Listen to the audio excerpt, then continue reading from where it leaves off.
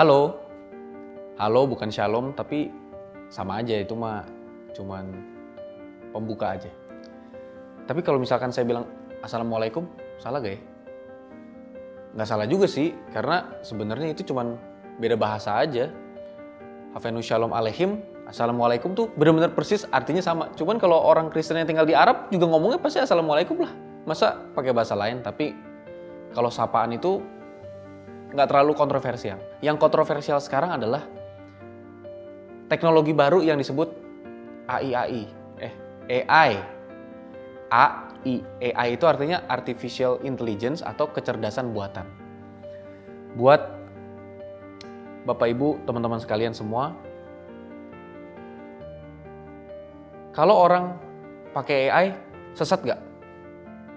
Kalau misalkan ada orang belajar Alkitab tapi nanyanya ke AI, sesat gak? Biasanya ditanya gitu.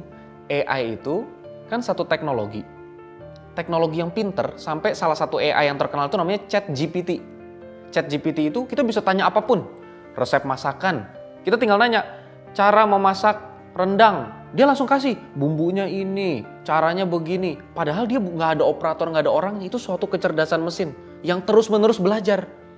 Pertanyaannya adalah, kalau kita nanya tentang Alkitab ke situ, sesat gak? Boleh gak ya kita nanya ke AI ya tentang Alkitab?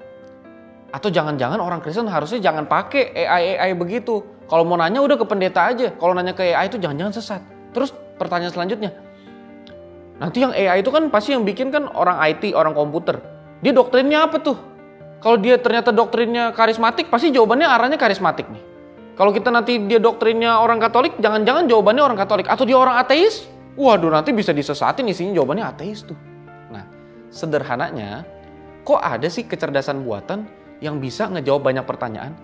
Namanya AI, itu adalah komputer yang belajar sendiri atau mesin learning. Jadi ibarat kata nih, komputer, kita kasih buku-buku, jurnal-jurnal, Alkitab, terus kita suruh dia baca. Nih baca, dari kata pertama sampai kata terakhir dia baca. Dia ngertiin dan dia simpen di memori dia. Terus dia pelajarin tuh logika berpikir buku itu. Kemudian kita tanya, menurut buku ini yang namanya Alkitab, bagaimana sih ajaran tentang ini? Bagaimana sih ajaran tentang itu? Dia bisa jawab tuh. Tapi terus orang bilang gini, ngapain sih kita pakai robot-robot begitu? Udah kita tanya aja sama orang, kalau robot-robot begitu bisa jadi sesat tuh. Itu bisa jadi 666, itu bisa jadi kerjaan iblis. Bapak Ibu kalau misalkan pernah nanya di Google, suatu pertanyaan teologis, nanya di Google, itu AI. Nih, waktu Bapak Ibu nanya di Google, kan jawabannya ada banyak.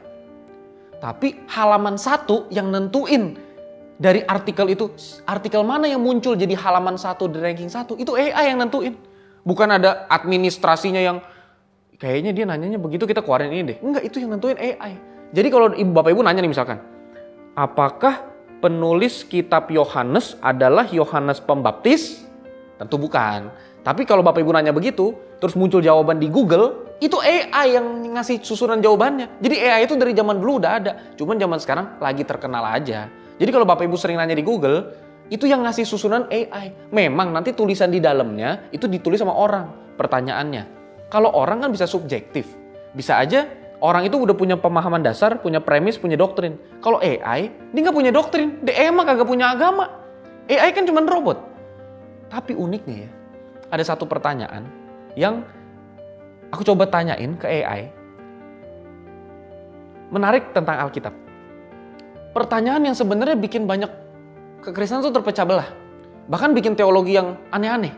Pertanyaannya sesederhana ini nih. Aku bacain pertanyaannya. Ini aku tanyain di ChatGPT. Baru aja aku sekalian nanyain. Ini yang jawab ChatGPT. Aku nanya, apakah Tuhan Yesus dalam Alkitab Kristen mengajarkan bahwa pengikutnya akan menjadi kaya apabila mengikut dia?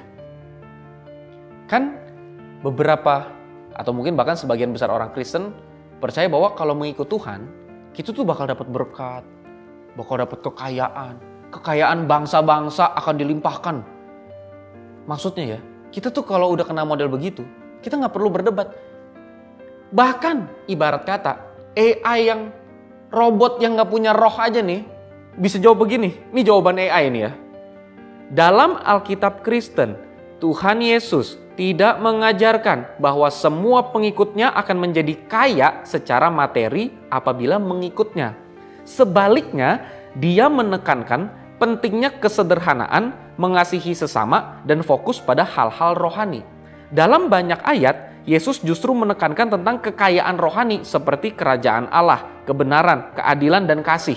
Salah satu contoh adalah dalam Matius 6 ayat 19-21, di mana Yesus mengatakan bahwa kita harus mengumpulkan harta di surga, bukan di bumi. Selain itu dalam Markus 10 ayat 25, Yesus mengajarkan bahwa sulit bagi orang kaya untuk masuk ke dalam kerajaan Allah. Meskipun demikian, ada juga ayat-ayat di Alkitab yang menyatakan bahwa Tuhan memberkati orang yang taat dan mengikutnya dengan hati yang benar. Namun, kekayaan ini tidak selalu berarti kekayaan materi, tetapi juga dapat berupa berkat rohani dan kehidupan yang berkelimpahan dalam iman. Sebagai pengikut Yesus, kita diajak untuk fokus pada hubungan kita dengan Tuhan dan menerapkan prinsip-prinsipnya dalam hidup kita, bukan semata-mata untuk mencari kekayaan materi. Ini kata si robot sesat AI itu.